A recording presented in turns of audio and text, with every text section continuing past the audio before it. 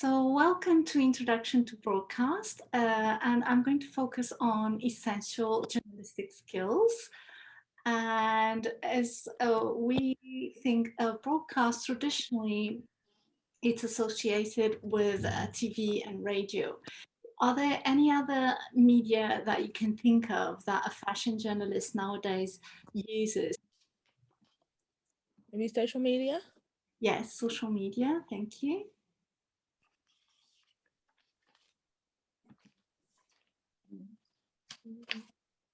I mean, within social media, I can bring it up. So you have TV, you have radio, you have online. I included a photo of CR Fashion Book, the website of the fashion magazine of Karin Reutfeld. She's a very important fashion editor, worked with Tom Ford while he was at Gucci, and I think they still work together to this day. And she worked with Karl Lagerfeld at Chanel. So when you study fashion journalism, it's really important to know who's who in the fashion industry. And of course, other media include video live streaming, like I'm doing now. Lots of fashion journalists use it, even on IGTV as well. And edited video, where you have a bit more control on the content, and then of course social media in general. And nowadays you have a lot of people who use podcasts, and it's a very booming industry, especially with the pandemic. Everyone was listening to podcasts. Mm-hmm. And so in terms of video live streaming, here I include a photo of a recent Sotheby's talk, and I actually wrote about it on my blog if you want to learn a bit more. But when you do a video live streaming with different guests, what do you think are the main things that you need to bear in mind? What the absolute up-to-date things are. Yes, so very well informed, and then of course talk with guests in advance. They usually want to see questions in advance, and then when you have a big panel, it's quite important to give a voice to everyone so that everyone feels heard. It's a bit like hosting a dinner party. You really want to make sure everyone feels welcome and everyone has a voice and something to say. And then you have the edited video. And here I include a feature by British Vogue, where they held a session on women's empowerment on video, and then they produce it, they add it to their website. So if I show you here, you can see that the content is a mix of text, but then they also include the video here. So this is something that you actually have happening today, where a fashion journalist can use different media for approaching a particular topic.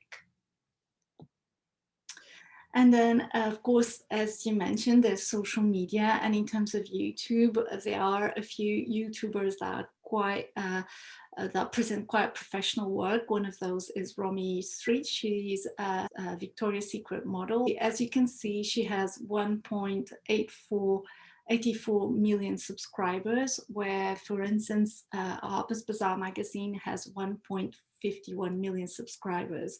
So one should never underestimate the power of YouTubers and influencers, and even learn a little bit from them, like the way they interact with their followers.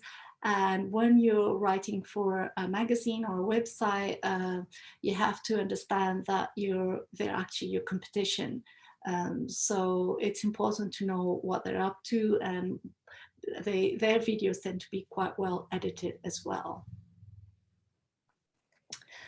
And then, even though fashion journalists may not be working on this, a key crucial skill for a fashion journalist is storytelling.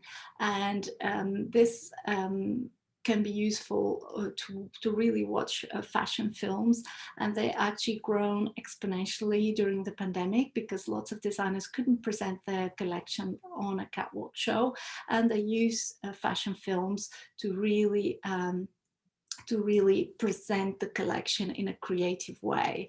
And this was actually part of the couture shows this month.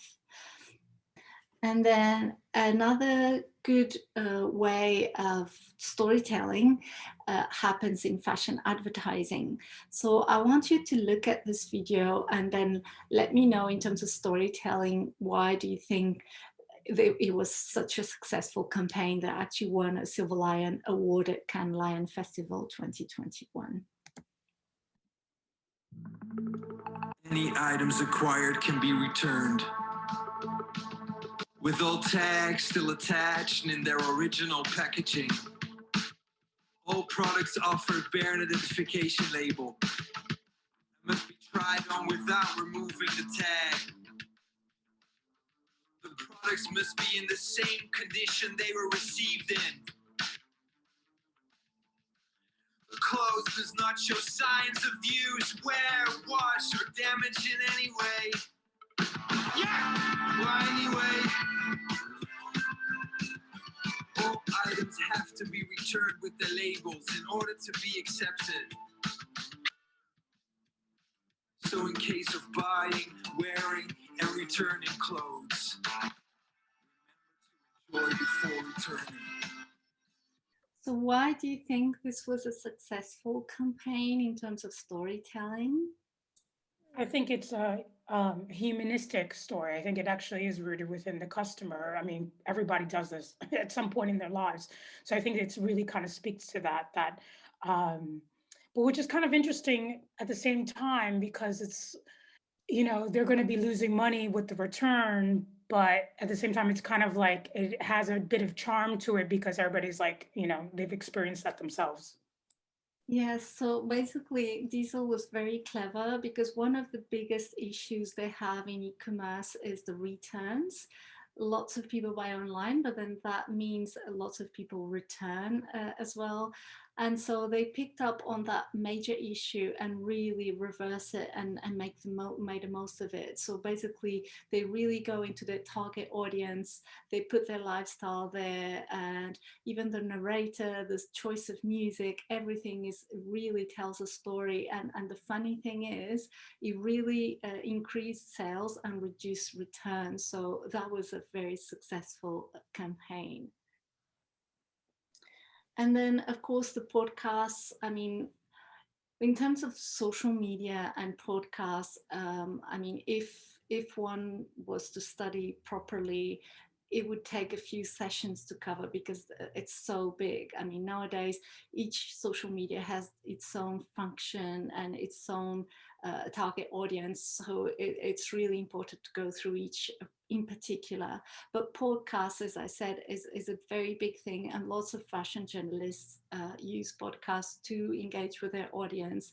And this is just one of them, Creative Conversations by Susie Menkes, who's a fashion leading authority. And again, it's important if you study fashion journalism to know who are the people who are at the top of their game, what makes their work exceptional, what are the qualities of their work that you admire.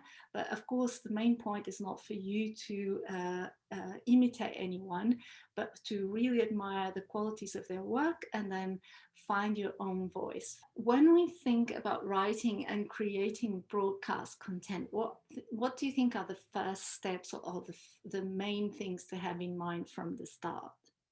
I think finding your own unique voice. Yes. Because there's so much out there that, I mean, finding your own unique spin on how you're going to present, you know, what you want to say. Yes. Finding your angle, that's a very good one. And anyone else?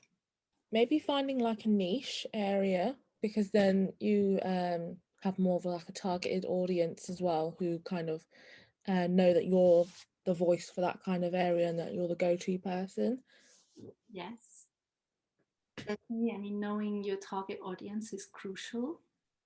So some of them you mentioned already. So it's really important to do your research, find your angle. So you don't want to be writing in the same way as everyone else. So you really want to find your own angle and be original. And then, of course, you have to take into account the media specific format. You know, to write for radio, you have to write short sentences, one idea per sentence. And, you know, while if you're doing a big feature for a magazine, you can really be a bit more elaborate in your language and interview several people and edit in a way that is more creative, so to speak. And then, of course, very important is the target audience. You need to know who you're writing to and be able to adapt your writing style accordingly. And here I include a quote from Lisa Armstrong. She says, "We see the figures very, very closely on our website." And for those of you who don't know her, she's the fashion director of the Daily Telegraph, 3 times award winner of British Press Awards as Fashion Journalist of the Year. So she's quite a well-known name in the industry. What do you think she was referring to in that quote? What do you think are the most essential journalistic skills? I can put the quote again. Knowing history, because obviously like fashion is like a cycle, so it kind of regurgitates itself. So that might be like highly important, especially because like at the minute, obviously we're kind of going back to like 70s, 90s kind of styles. And if you don't know the history of those styles, then you won't be able to spot it when they do come back in fashion. Yes, Yeah.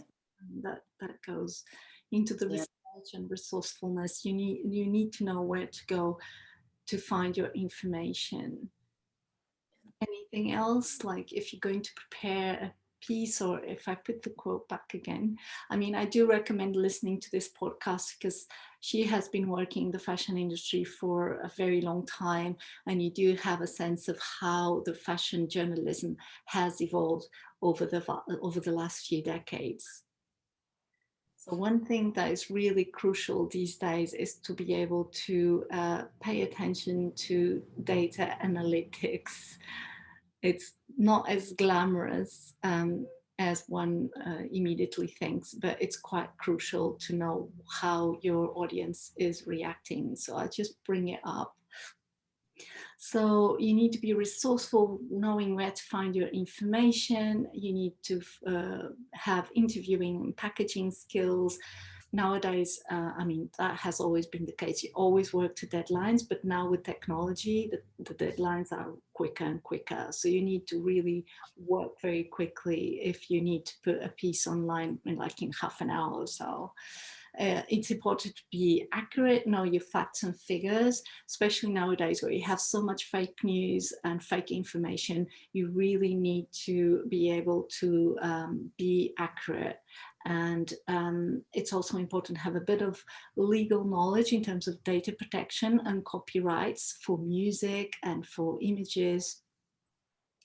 And again, a really important skill for fashion journalists, as I mentioned earlier, is storytelling. How you tell a story, how you combine still pictures, audio, music, video, graphics. I mean, for instance, their American Vogue has Go and Ask Anna. They have a lot of graphics in that video, and it really makes it a bit more fun because she's a bit more serious. So it really it brings out a nice balance to it. And then you do need to have IT skills nowadays. I mean, they're crucial. You need to be able to edit audio and video.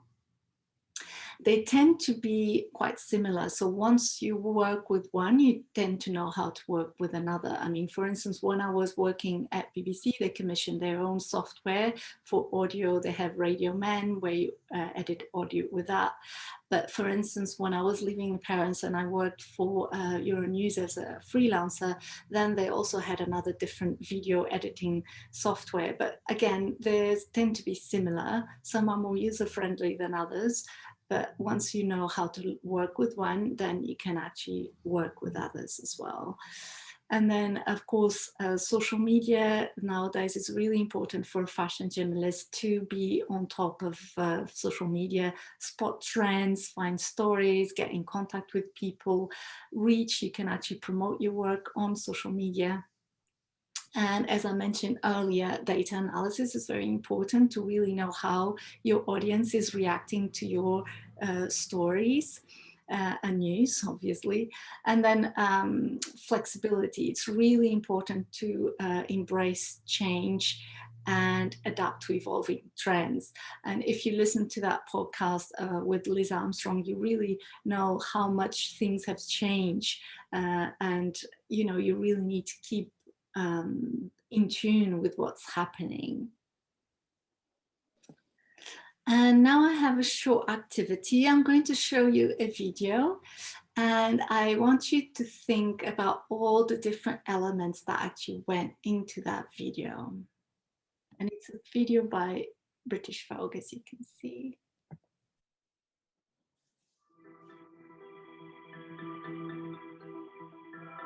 How far away are you? I'm like 5 minutes away.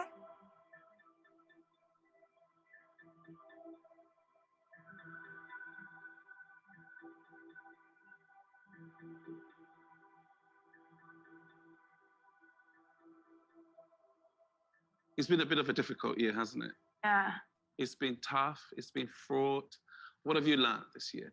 What I've learned so far in this year is the real definition of self-care, really looking after myself, my mindset, my heart set, soul set, everything. Before I used to just think, you know, having a bubble bath and having a glass of wine, that's looking after me. But I actually this year really understood that I actually really need to make sure I create peace in my area, within myself, be accepting with myself, take accountability for my actions and everything. So it has been a time for me to really just, realign myself and learn more about Jordan.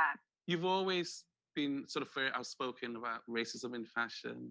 And then this year, the Black Lives Matter protests happened worldwide. How do you feel about that? Heavy, very heavy, because I was dealing with my own stuff, then dealing with everything that's going on in the world. It was a lot. So I had to kind of pause. But it was beautiful to see everybody coming together, yes. communities coming together and really making a change and bringing their energy together to bring awareness and actually make positive change. And it's something that I've been vocal about since the beginning of my career. So it's nice to now see people to use their platforms to voice their views on it. You led the way. Well, you know, someone had to. Do you think that people have to use their platforms to be heard? Do you think they have a responsibility? I mean, I can't speak for people. I can speak for myself. And I have a responsibility as a Black woman, a Black mother, a model, a celebrity, to use it in a way that is going to bring awareness to different things that's going on. For me, I have a responsibility, for sure. Something a bit lighter. Yay! What's the most memorable achievement in your career? Ooh, a Prada moment. That for me was something that I didn't even really understood it at the time, but I felt the energy in the room of like, oh wow, this is actually a moment. This is actually history that's happening. But I just didn't understand it until afterwards. And my mum was like sending me like newspaper clips and it being everywhere. I was like, oh my God, wow, like this happened. So that's definitely one. And then another one would be me walking for Jean-Paul Gaultier when I was 8 months pregnant. That was amazing. Yeah, I was super, super scared. But the fact that I have that image and I have that to show Riley is amazing for me. I remember being backstage and seeing you in that Prada show, and the whole world was excited because you were the first Black girl to walk the runway since, I think, 10 12 years. Yeah, mad. So it was a real special moment, and you were a real force for change then, and you are now. So I'm very proud of you. Thank you. Do you think designers are now more inclusive on the catwalk because of what's happened this year, or were we getting there anyway? I think we are. We have been getting there. So it's nice to see there is more different girls being represented. But for me, I want to see more. For me, it's about behind the scenes as well. like going on set and Me seeing, too. yeah, you know what I'm saying? Like recently, I've had 2 shoots back to back, and there were like 2 Black photographers, which has never happened ever. And I was like, oh wow, like been in this game for like, I don't know how many years, and this is the first time I am having a Black photographer, a Black team back to back. It's not enough just having Black people on your Instagram feeds or in Yeah, it campaigns, really but isn't. behind the scenes. Behind the scene, that's where it matters. It's been the first time that I've been on set where it's like, oh my God, I actually feel inspired. I want to be here. And there's a new energy making me want to. So it's like, it's nice and exciting to see what the industry is going to be like in like 5-10 years. You turned 30 this year. Has this milestone made you reassess anything about your life, your career? This year actually has been prepping me for my next chapter. Like, I'm going to be getting married next year. During lockdown, I was doing acting classes. I'm like prepping myself. I'm doing therapy. So I'm prepping myself, giving myself the right foundation for the next chapter. So yeah, I'm really looking forward to what this has in store for me. I mean, you're one of my favorite women in the world, one of my favorite forces for change, and your car's here. Okay. Get out.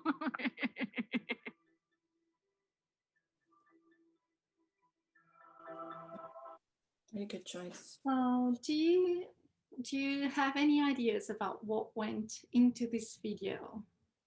If you can distill the different elements, editorial.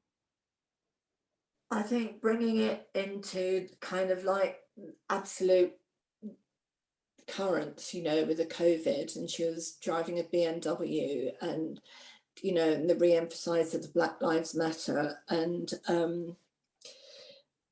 I think that it was visually very good, but I think the questions the man asked was very, very, very good. So I think it was a very well-rounded, and the self-care element, I thought it was genius. It was very well put together. Thank you. And for those of you who don't know, that's Edward Anningford, the editor-in-chief of British Vogue. There's a reason why there's a BMW there. Can you guess? It's great product placement.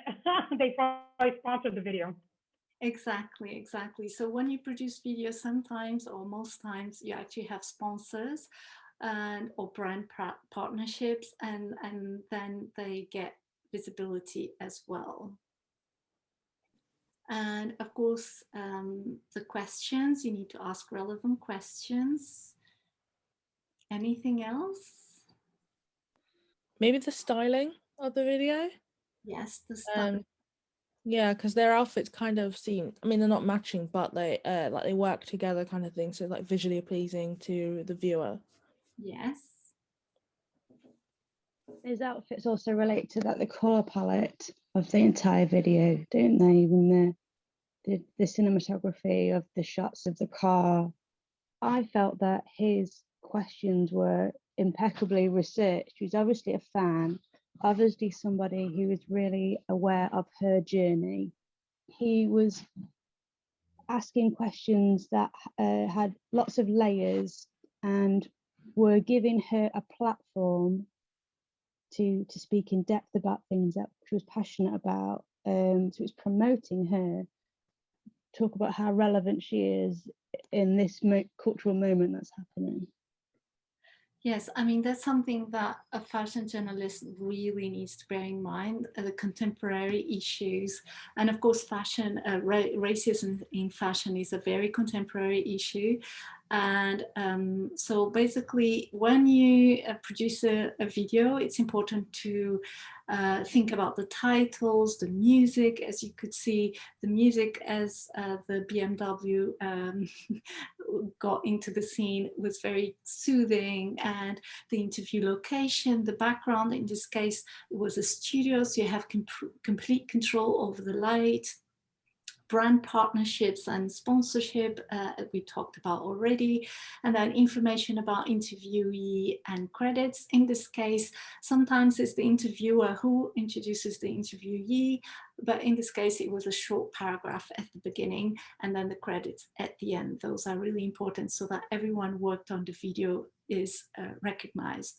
And then, as you could see, he was really listening attentively to her and interacting naturally.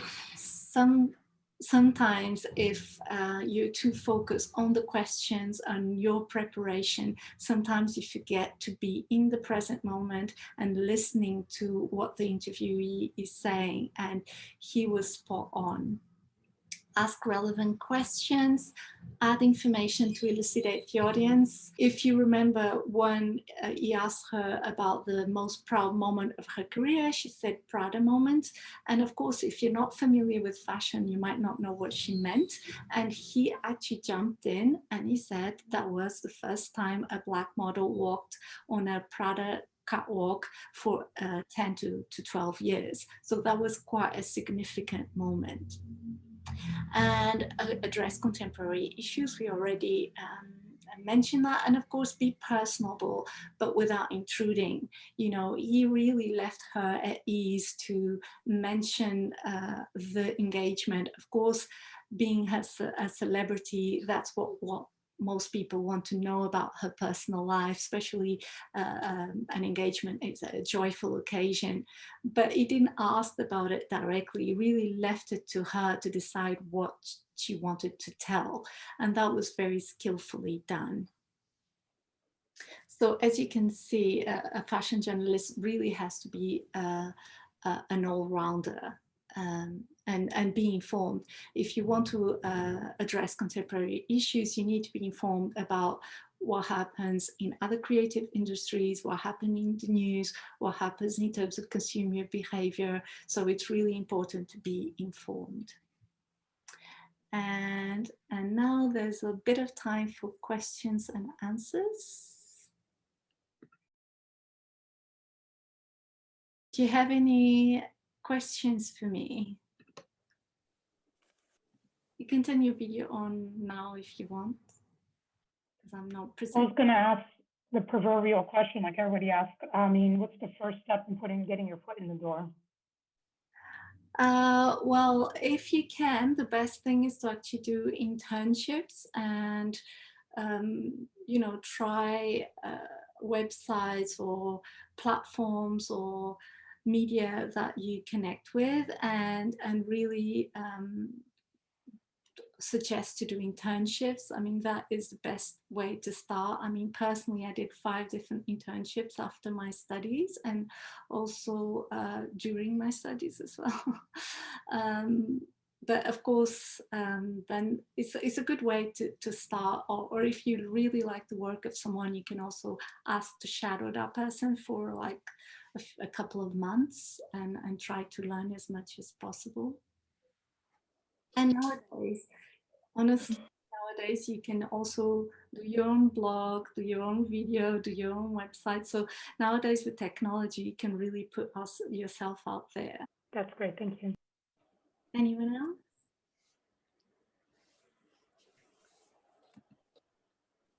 I think we have like 2 minutes with Zoom. Any last minute question? What's your favorite skill, do you think, that you have working in fashion journalism?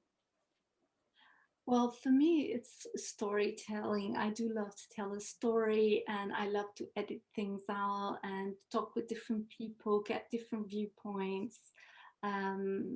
Definitely doing more interviews and then really having to curate all the information, because I have a very, I tend to be quite synthetic. So I prefer to have done a lot of research before I write something. Okay. I know that you do a lot to do with eco-friendly things and recycling, and how much do you think that has been influenced what you do? Well, I think nowadays sustainable fashion is growing, and you do have new businesses like rental and resale that really, and also regenerating waste. Some designers are really doing that already, and I think those are really important steps. And that's, I think, where the direction, where the industry is going. Sustainability is a necessity. I think we cannot really assume and at the same rate and just don't think about the circularity of fashion. I think that will be more and more prominent in the future. Thank you.